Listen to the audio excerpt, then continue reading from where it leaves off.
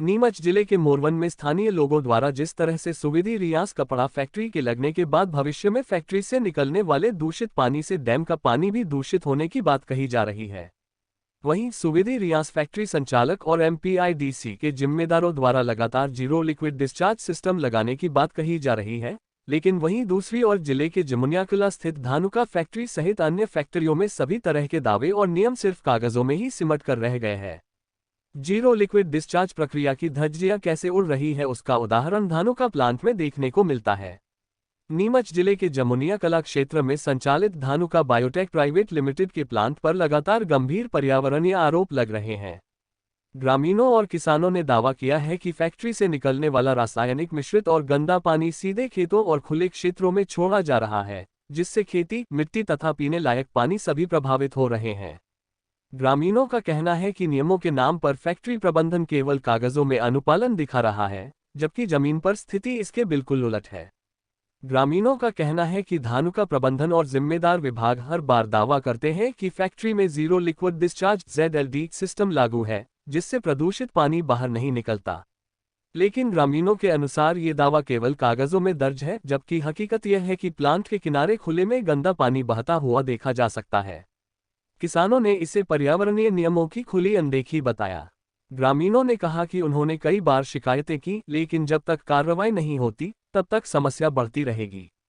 किसानों का आरोप है कि फैक्ट्री प्रबंधन पर्यावरणीय मानकों की अनदेखी कर रहा है और इसका सीधा खामियाजा स्थानीय लोगों को भुगतना पड़ रहा है। नाम है, कहाँ के रहने वाले हैं और कौन सी फैक्ट्री से दिक्कत क्या आ रही है?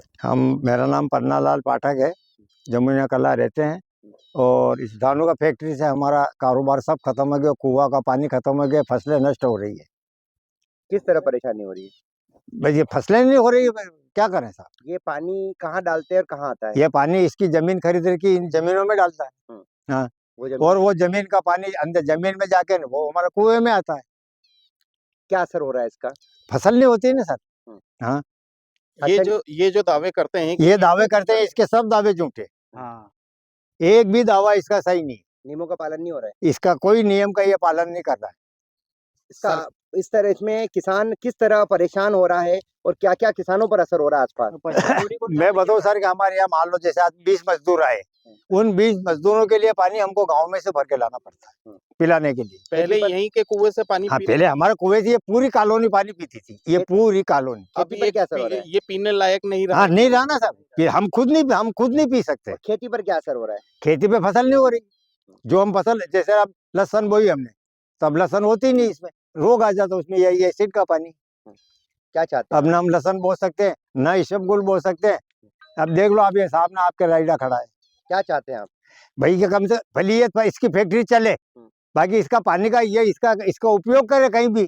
इसका धुएं का प्रदूषण और गंदी बदबू भी कुछ आती है। अरे धुएं की बदबू उससे तो चलो ठीक है सर होगा, पर कम से कम ये हमारा पानी का तो सुधार हो जाए। ये पौधे वोधे लगाने का था कि यहाँ पे 5000 के लगभग पौधे लगाने होते, लगाए इन्होंने? नहीं लगाए इस क्षेत्र में? कहाँ लगाए? नहीं लगाए। कहाँ लगाए? हमने तो एक दिन देखा। क्या चाहते हैं आप? यहाँ तो लगाया ही नहीं इसने एक भी पौधे। सरकार से क्या चाहते हैं फैक्ट्री को लेकर? सरकार ये है कि या तो इसको बंद करे, क्या, और नहीं बंद करे तो इसकी पानी की व्यवस्था करे कि पानी इसके आसपास खेतों में कहीं नहीं छोड़े। क्या नाम है आपका? पन्नालाल। फैक्ट्री से किस तरीके से लोग परेशान है, क्या कुछ है? धानुका फैक्ट्री से साहब सबसे पहले तो वायु प्रदूषण और जल प्रदूषण बहुत भारी मात्रा में हो रहा है।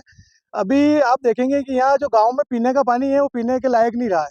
यहाँ के जो आसपास के जो कुएं, उन कुओं का पानी खराब हो चुका है। जो लोग खेतों पे काम करते हैं उनको पीने का पानी घर से लाना पड़ता है, और यहाँ की जो खेती की जमीन है वो पूरी तरह से खराब हो चुकी है।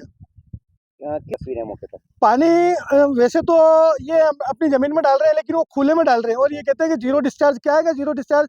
वो पूरा केमिकल वाला पानी जमीन में खुले में छोड़ रहे हैं, वो पानी हमारे कुओं में आता है और हमारे कुओं का पानी पूरी तरह से प्रदूषित हो चुका है। किसे परेशान है?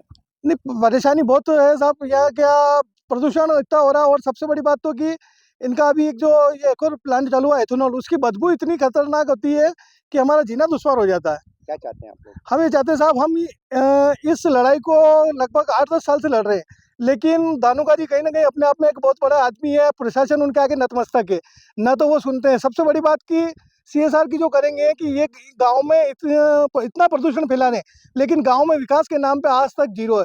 न तो कोई गांव में एक पौधा अगर इन्होंने कहीं लगाया हो तो ये बता दे, गांव में कहीं एक वाटर कूलर कहीं लगाया हो तो ये बता दे। गांव की समस्या मतलब गांव से ये कमा के खा रहे हैं और गांव के लोगों को ये प्रदूषण दे रहे हैं, बीमार कर रहे हैं। लेकिन गांव के लोगों के लिए अगर आज तक इन्होंने एक स्वास्थ्य कैंप कहीं लगवाया हो जमुनिया में तो ये बता दे।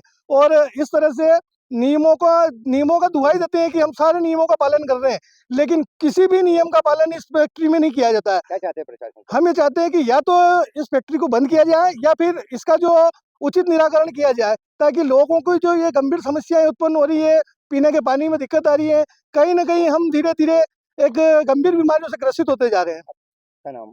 नवीन खारोल। नाम है और यहाँ पर किसान है कि क्या है, क्या पूरा मामला है? मेरा नाम मनोहर है साहब, हाँ। और मैं हूँ किसान। और हमारा प्रॉब्लम यही आ रही है, मतलब कि ये पानी छोड़ दे, इसके ज़मीन में छोड़ दे, लेकिन बड़े नुकसान हमारा हो रहा है। पीने का पानी नहीं, बाहर से लाना पड़ रहा है। कौन सी फैक्ट्री लगी हुई है?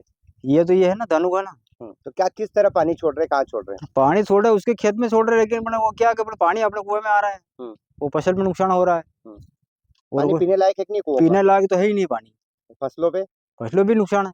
नुकसान हो रहा है। हाँ ये तो नियम पालन करने की बात कर रहे हैं। हाँ, नियम पालन हो रहा है कि नहीं हो रहा है इनमें? अबे हो रहा अपना, वो कहाँ कर रहे हैं। नहीं कर रहे हैं। हाँ, क्या चाहते हैं सरकार से? सादा इस पानी को बाहर ले जाकर छोड़ो, और क्या है। क्या नाम है आपका? मनोहर साहब। नॉर्म्स होते हैं तो क्या करेंगे?